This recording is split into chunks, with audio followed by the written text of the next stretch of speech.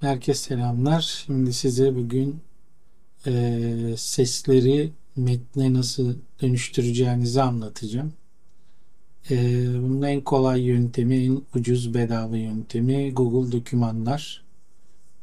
Şuradan da girebilirsiniz. Şu kısımdan Chrome kullanıyorsanız ya da docs.google.com'a şu adresi yazıp docs.google.com yazdığınızda buraya geleceksiniz.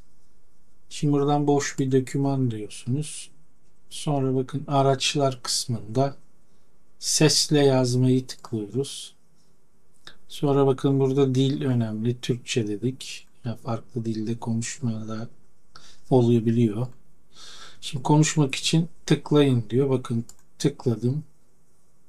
Şimdi konuşmalarımı çevirecek. Gördüğünüz gibi direkt metne çeviriyor. Ve bunu da Word dosyası olarak da kaydedebiliyorsunuz veya text dosyası haline getirebilirsiniz. Gördüğünüz gibi tabi ufak tefek hataları oluyor. Mesela text dosyası dedim, tekstil dosyası dedi.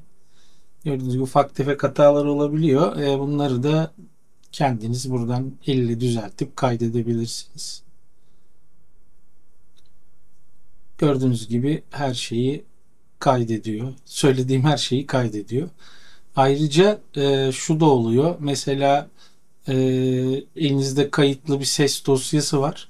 Yine buradan tıklayına bastıktan sonra e, o sesi de o seste duyduklarını da böyle ses yazılı olarak kaydediyor.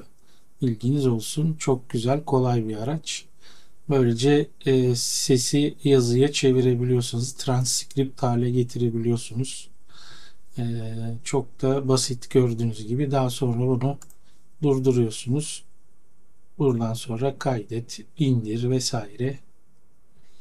Buradan istediğiniz gibi kullanabilirsiniz. Veya bunu alıp buradan kopyalayıp başka bir yere de yapıştırabiliyorsunuz. Çok büyük kolaylık. Bunu size göstermek istedim. Bir sonraki videoda görüşmek üzere.